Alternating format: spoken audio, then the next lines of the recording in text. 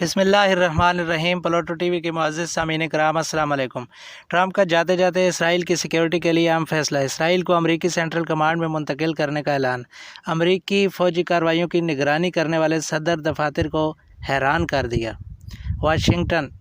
اپنے اقتدار کے آخری چند ایام میں امریکی صدر ڈونلڈ ٹرمپ نے اسرائیل کے تحفظ اور ایران کے خلاف اپنی کوششوں کو آگے بڑھاتے ہوئے مزید ایک اہم فیصلہ کیا ہے۔ میڈیا رپورٹس کے مطابق ڈونلڈ ٹرمپ نے ایک ایسا فیصلہ جاری کیا جس نے مشرقی وسطی اور جنوب مغربی ایشیا میں امریکی فوجی کارروائیوں کی نگرانی کرنے والے صدر دفاتر کو حیران کر دیا ہے۔ ٹرمپ نے امریکی سینٹرل کمانڈ کو اسرائیل کو ان ممالک کی فہرست میں شامل کرنے کا حکم دیا تھا جو مشرق وسطی اور ایشیا میں فوجی کارروائیوں کی قیادت کی صلاحیت رکھتے ہیں۔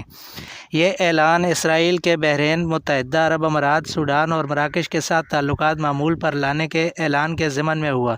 اس اعلان کے بعد اس امریکی سینٹرل کمانڈ کی نگرانی میں شامل 21واں ملک بن جائے گا اور ایران کے خلاف مناسب اتحاد میں خطے کے ممالک کے ساتھ تیزی سے تعاون کرے گا۔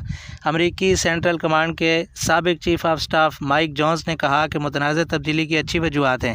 میرے خیال میں اسرائیل کو امریکی سینٹرل کمانڈ میں منتقل کرنا عقل مندی کی بات ہے۔ پلوٹو ٹی وی کے معزز سامعین کرام، آپ سے گزارش ہے کہ ویڈیو پسند آنے کی صورت میں اسے سبسکرائب، لائک اور بیل کے بٹن کو ضرور دبا دیں تاکہ ہماری آنے والی ہر ویڈیو آپ کو جلدی مل سکے۔